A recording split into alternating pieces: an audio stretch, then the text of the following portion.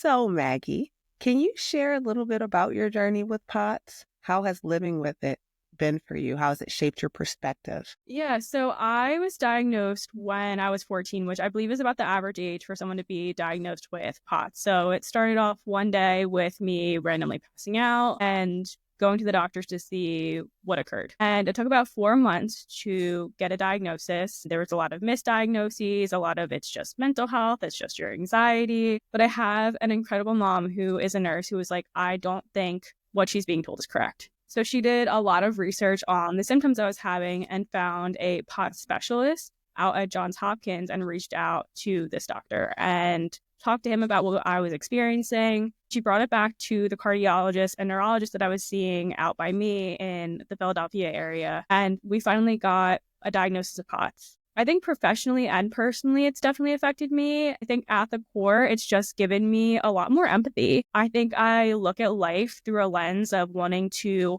walk the journey with people through a lens of empathy and walk with them rather than against them through their struggles. I love that. Thank you for sharing. Thank What you. do you think that your diagnoses inspired you to pursue the career that you pursued? Interestingly, not necessarily. In my undergraduate career, I actually studied advertising. And when I finished, I was working at a retirement home. And while I was working there, COVID hit. So we went into lockdown. I was doing event planning, advertising. When we went into lockdown, the residents were in their rooms, couldn't see family. We couldn't hold events. They were just isolated. So I called my boss and was like, listen, like, I really want to be able to do something for them. Like, can I just call and touch base with them? She was like, absolutely, like, go for it. So I often heard a few themes: anxiety, depression, fear. I asked if I could give them these like positivity packets, right? So they were filled with like positive news articles of what was going on in the world, as well as some coping skills that I had learned just from doing therapy over the years. So like some grounding techniques, some breathing techniques. Then I would send them to them and then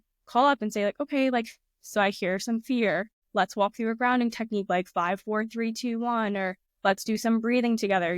Not trying to apply counseling. I hadn't been a counselor yet, but just like being like, okay, let's explain some of these coping skills and how you can use them when you feel this way. So that's actually what inspired me to get into counseling, was once I was laid off from this job, because unfortunately I had a POTS flare up, passed out, concussed, didn't have enough FMLA to be able to do the PT and OT. I was like, you know what? Like, this was almost a blessing in disguise. And I was able to go to grad school and start working in this field.